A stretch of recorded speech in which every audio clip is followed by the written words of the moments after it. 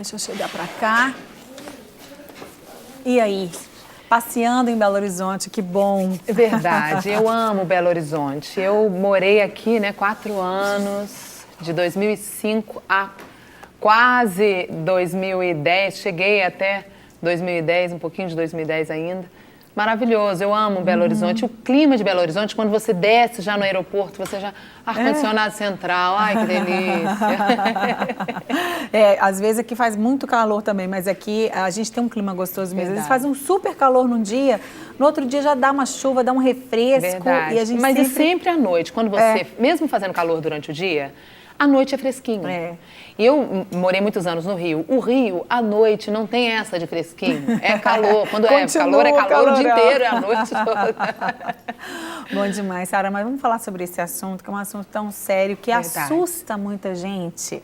Muita gente que está passando por ele, por esse problema, e outras pessoas que temem passar, outros pais que temem passar. A gente sabe que a gente tem uma promessa, na palavra de Deus, ensina, Provérbios 22:6, ensina a criança no caminho que ela deve andar, até quando crescer não se desviará dele.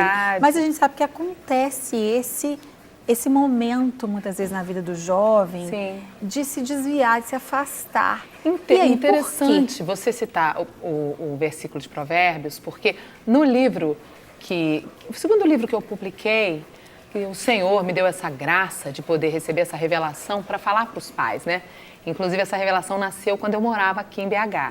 E você começou a escrever o livro aqui, Comecei a escrever aqui, mediante as coisas que eu vi. Eu vi uma cidade muito abençoada, com muitas igrejas, muitos pais cristãos, uma cidade que tem um público cristão muito grande.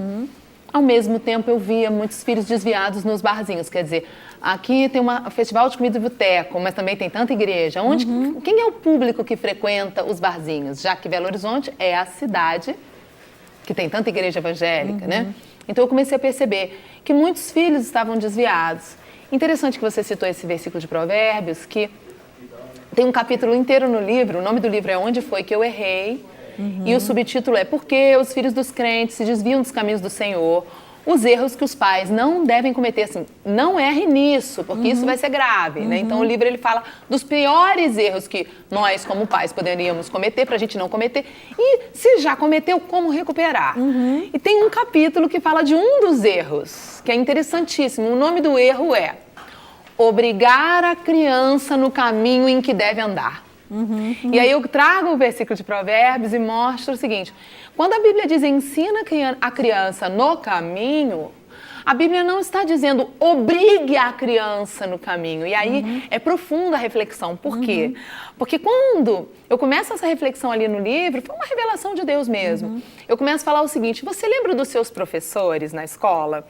Com quem você aprendeu, que te ensinaram algo? Todo mundo lembra. Todo mundo lembra dos melhores professores e todo mundo lembra dos piores professores. Só que a diferença é que os melhores professores são aqueles que a gente não precisava estudar, porque a gente aprendia a matéria deles rápido. E os piores são aqueles que você decora a matéria, termina a prova, você deleta da sua cabeça. Porque os melhores professores a gente lembra depois de muitos anos ainda da matéria. Porque você, quando admira alguém, você quer ouvir o que a pessoa te fala. Então, a moral da história qual é? Ensina a criança no caminho, você só ensina quem te admirar. Quem te admirar, você tem o ouvido dessa pessoa atento para você. E aí, qual é o princípio que eu trago para os pais? Está dentro do versículo. Se o seu filho ou sua filha te admiram, tem essa admiração pela pessoa que você é em Deus, eles olham para você e veem você como uma pessoa verdadeiramente, genuinamente cristão. Se você conquistou essa ligação com seus filhos, os seus filhos vão querer ouvir você falar e você vai conseguir ensinar os seus filhos. Agora, nenhum pai consegue ensinar os filhos que não os ouvem. Você não conseguirá ensinar quem não quiser te ouvir. Você vai partir e apelar para obrigar. Que é o que a gente vê muitos pais. Os filhos não respeitam, até por fora respeitam, mas lá dentro desprezam o ensino do pai e da mãe. Porque não consideram os pais exemplos. E às vezes eles só estão esperando aquela oportunidade para fazer o que eles querem fazer, não aquilo que você sempre me obrigou a fazer. Porque a diferença é essa. Quando você ensina no caminho, é diferente de ensinar o caminho. Ensinar o caminho é apontar. olha, filho, vai ali, você vira à direita, vira à esquerda, né? Verdade. Eu tô aqui, mas você vai para lá. Ensinar no caminho aí junto com ele. E viver. eu concordo plenamente com o que você disse em relação à admiração. Eu sempre falo a mesma coisa, né? Nunca li o livro, mas é o espírito que é o mesmo. É lógico. Você fala a mesma coisa. Gente, olha, quando o filho, ele admira o pai, a mãe, ele quer ser igual a eles. Sim. Mas primeiro a gente tem que conquistar essa admiração. Ou seja, o princípio é esse conquistar a admiração deles. Verdade. Como conquistar, então, a admiração deles? Olha, Márcia, os primeiros 2 capítulos, né, não são nem os primeiros capítulos em ordem, mas os primeiros 2 erros que eu falo nesse livro, o primeiro erro de todos, que eu acho que assim, o primeiro e o último são os mais fortes, é quando os pais não ensinam para as crianças que Deus está acima dos pais antes de qualquer coisa. Esse eu acho que é o primeiro erro que os pais, já pelo caminho da admiração, devem vigiar para não cometer, que é o erro de pintar para o filho uma imagem de pai perfeito, de mãe perfeita, de pessoa que não erra, por medo de perder a autoridade. Muitos pais, principalmente os antigos, tinham aquele conceito de que se os meus filhos souberem que eu erro, eles vão perder o respeito, eu vou perder minha autoridade. Só que ao contrário, como Paulo falou, quando eu sou fraco é que eu sou forte. Na verdade, reconhecer que você é falho perante seus filhos, desde que eles são pequenos, e dizer para os seus filhos que você precisa deles. Meu filho, eu preciso de Jesus, eu preciso de você. Faz com que os seus filhos te admirem, porque os seus filhos vão entrar em contato com as próprias fraquezas. Ao verem você ser uma pessoa normal, os seus filhos vão falar, poxa, meu pai não é um hipócrita, minha mãe não é uma hipócrita, não é uma pessoa que finge ser super-herói só para querer tirar uma de perfeito. E antigamente não existia essa cultura, né? Hoje é uma cultura nova. Esse é o primeiro erro que eu falo, não cometa esse erro de colocar para o seu filho você como sendo um super-herói. Não. Coloca para o seu filho que você está abaixo de Deus. E mostra para o seu filho, para sua filha, desde pequenininho, que ele e ela vai ter que ter uma experiência onde ele vai dar conta diante de Deus. Que você vai ensinar, mas que você nunca vai poder proibir. Por mais que você proíba, que você não é uma pessoa que acha que o seu filho vai conseguir, que vai ser transparente ou que você vai conseguir descobrir tudo. A verdade é que se os filhos quiserem fazer escondido, vão fazer. E nada nem ninguém poderá impedir isso, né? Porque algum dia nós já fomos crianças e quando queríamos fazer escondido, fazíamos também. Com certeza. Né? Sara, a gente vai conhecer agora algumas histórias de famílias que viram seus filhos se desviarem dos caminhos de Deus, mas também viram voltar. Vamos ver? A adolescência e a juventude são fases marcadas pela curiosidade e por muitos questionamentos, o que podem levar o jovem a se afastar dos ensinamentos aprendidos em casa e na igreja. Foi assim com Leonardo. Chegou uma certa idade na minha adolescência, aos 16 anos mais ou menos, eu já comecei a ter criar aquela ideia de eu sou dono do meu nariz, eu sou homem. Que todo adolescente, ele chega a uma certa idade que ele pensa que é adulto. Ele pensa que já sabe tudo, já pode tomar suas decisões. Eu quero namorar, eu quero fazer isso. E não é assim.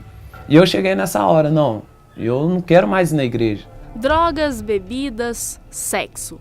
Tudo fazia parte da nova vida que Leonardo escolheu. O diabo, ele coloca uma venda nos seus olhos, não deixa você enxergar nada, não deixa você enxergar o amor dos seus pais, o amor dos seus amigos, porque às vezes quando você vai se afundando e ele não deixa você enxergar. E quando você chega no fundo do poço, que você assusta, poxa, cara, e agora? Pô, minha mãe falou isso. Por isso que é muito importante os conselhos dos pais, porque se eu tivesse escutado eles mais, eu não tinha sofrido tanto que eu tinha sofrido. Rony conta que também passou por essa fase. Ele buscava realização pessoal. Um sonho que eu tinha muito grande, que era de jogar futebol. Esse sonho me atraiu para mais longe de Deus. Eu larguei a casa dos meus pais e fui morar no Espírito Santo por 1 ano e meio, jogando futebol. Lá me envolvi com coisas erradas também. E isso foi só me afastando cada dia mais de Deus. Mas quando ele se afastou da palavra de Deus, uma grande guerreira se levantou e de joelhos dobrados, Ana passou a clamar dia e noite pela vida do filho. Isso aí é triste demais, né? A oração da gente, eu só falava com Deus assim, que eu não criei filhos para o mundo, que era para o Senhor. Como Ele me deu meus filhos, era para Ele me ajudar a eu cuidar, criar e trazê-los para a igreja de novo. E essa era a minha oração. Difícil qualquer mãe, né? Ver os filhos fora da igreja é difícil. A gente tem medo de tudo.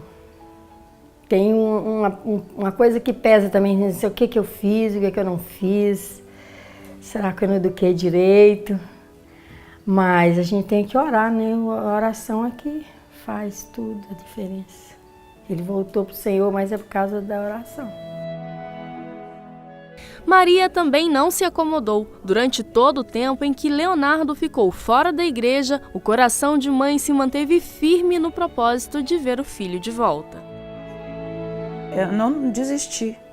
Simplesmente eu reclamava, falava com o pastor e tudo, aí o pastor falava, eu não vou aceitar, eu não aceitava. E também não desistia dele, eu corria atrás, eu ia atrás, demorava chegar em casa, eu ia atrás, eu ligava, eu queria saber com quem que estava, aonde que estava. Você tem que ter a oração. O significado da oração é orar e ter ação.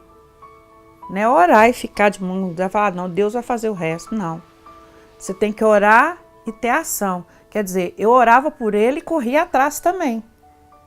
Eu não deixava de qualquer jeito. Então, e eu sempre tenho aquela fé, aquela convicção que tudo aquilo vai passar, que Deus está no controle. E graças às orações das mães, Rony e Leonardo retomaram o caminho do Senhor. Eu creio que a oração da minha mãe, a oração da minha avó, dos meus pais, foram que me direcionou eu pensava que estava perdido, mas graças à oração eu acho que não aconteceu o pior comigo. Eu acho que graças à oração eu não me aprofundei mais. Eu acho que às vezes eu falo, não, eu não viciei na droga por causa meus pais eram evangélicos. Não, eu não viciei nas drogas porque tinha alguém orando por mim, tinha um joelho dobrado por mim. Eu não engravidei uma menina antes do casamento porque tinha um joelho dobrado por mim. Eu não fui preso porque tinha um joelho dobrado por mim. A oração do pai, da mãe, o exemplo principalmente, ele faz a diferença, ele marca o coração, ele marca a mente, ele marca a nossa vida. Se eu poderia dar um conselho agora para um jovem que está desviado, é esse: lembra do Deus dos seus pais. E se eu posso dar algum conselho para os pais, dê bom exemplo. Viva mais do que você fala. Pregue com a sua vida mais do que com suas palavras. Dê bom testemunho. Deixe os seus filhos ver você orando. Deixe os seus filhos ver você entregando o seu dízimo, ofertando, envolvendo em ministério. Porque eu cresci vendo meu pai assim. Esse é o resumo da vida de um jovem criado na igreja, que experimentou o mundo e viu que esse mundo não é tão gostoso, não é tão prazeroso quanto parece. E meus pais são meus grandes heróis. Amo vocês, pais. Meu pai, minha mãe, vocês são grandes exemplos para mim. Muito obrigado. É isso aí, não é fácil, mas a gente não pode desistir. E parabéns a essas famílias que viveram essa situação, mas conseguiram, né, pela graça de Deus, ter seus filhos de volta. Bom, a gente estava conversando, se você ligou sua televisão agora, estamos falando aqui, estou com Sara Shiva, querida pastora, cantora, mulher de Deus, tem um trabalho tão maravilhoso.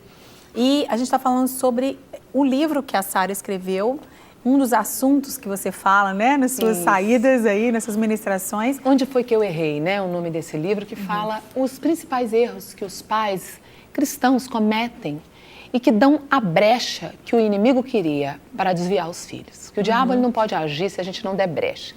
Esse foi o segundo livro publicado, já tem alguns anos, mas ele nasceu aqui, quando eu morava em Belo Horizonte. Então, e aí, a gente estava falando sobre esses erros, você citou um erro no princípio da nossa conversa, e agora vamos falar de outros erros. Quais outros erros você pontua no livro, Sara? Olha, o segundo erro que eu falo é um erro que é muito comum você ouvir filhos que se desviaram falarem assim, que o pai e a mãe, eu chamo esse erro de vida dupla. O pai e a mãe tinham uma vida em casa, outra na igreja. Em casa era uma pessoa, na igreja era outra. Tem até piadas que fazem dos menininhos que chegou para o pai e falou: papai, a gente não pode morar na igreja, não? Por quê? Porque na igreja o senhor é maravilhoso. Ou a mulher que chegou com colchão na igreja, né? Tem essa piada também. A mulher levou o colchão para a igreja e falou: não, eu quero esse marido aqui. Né? E que os filhos também. Imagina uma criança que, vendo o pai em casa gritar, agressivo, parecendo igualzinho o capeta. Aí o pai chega na porta da igreja espiritual, fica espiritual em um segundo, As crianças, elas são muito sensíveis e muito perceptivas, então elas percebem quando os pais, por exemplo, estão tristes. Uma criança de 3, 4 anos, quando a mãe está triste, a criança vem, faz um carinho, a criança, ela percebe que os pais estão diferentes. É uma coisa que eu falo muito nesse livro, que nós, pais, não conseguimos esconder dos nossos filhos o estado em que estamos. Muitos pais pensam que conseguem, mas não é possível. Os filhos, eles têm uma capacidade de nos ler. Como poucas pessoas nos leem, nossos filhos nos leem. Eles conseguem esconder de nós quando querem. Mas nós não conseguimos esconder deles. Eles sabem quando a gente está chateado, irritado, estressado, mal-humorado. Às vezes eles estão distraídos, mas eles percebem quando eles nos olham, eles têm uma leitura nossa, eles são sensíveis. Mas eu acho que a gente também, se a gente for muito atento aos nossos filhos desde cedo, e continuar sempre atentos, a gente também sempre vai perceber que alguma coisinha está acontecendo. Mesmo que eles tentem esconder. Então, os pais têm que estar atentos. Lá no livro tem um momento que eu falo de como recuperar. E uma das minhas dicas, né, é monitore os seus filhos. Assista o que você acabou de falar. Assista os seus filhos por o máximo de tempo que você puder. Vai chegar uma idade que você não vai mais conseguir fazer isso. Então, monitore. Muitos pais cometem outros erros.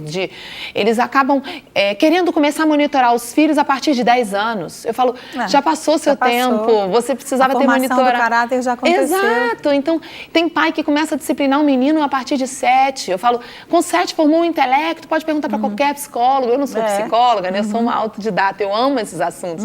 Mas os psicólogos vão confirmar para você. Com 7 forma o intelecto, fecha o intelecto da criança, está formado. Então a educação é de 0 a 7. Você tem que formar a cabeça do seu filho de 0 a 7. E os pais de 0 a 7 querem botar desenho, o menino na frente da televisão, me deixe em paz. Muitos assim. Né? Graças a Deus não são todos, mas muitos fazem isso. E do 7 em diante, quando o menino começa a questionar, é que ele resolve começar a dar atenção. Né? Outro erro muito forte, assim, que é muito grave, a gente...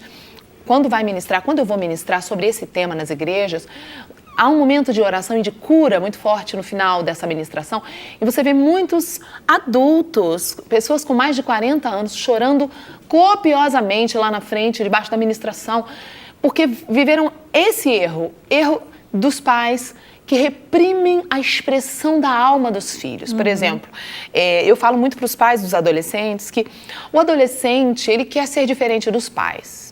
Então, ele precisa desse grito de diferença para ele descobrir a identidade dele. Se você reprimir o seu filho no momento da descoberta dele, o diabo, ele é um estrategista, ele vai procurar... Primeiro, que o seu filho faça as coisas que ele não pode fazer na sua frente escondido. Isso é a primeira brecha, porque o diabo vai tirar o melhor amigo que é o pai, a melhor amiga que é a mãe, vai botar o melhor amigo do mundo endemoniado, uma melhor amiga do mundo endemoniada, e o seu filho vai deixar de ter você como influência. Então, não reprima coisas que são bobas. Deixa para reprimir o que é grave. Por exemplo, uma coisa polêmica, né? Eu particularmente, eu não tenho tatuagem, eu não tenho piercing, tá?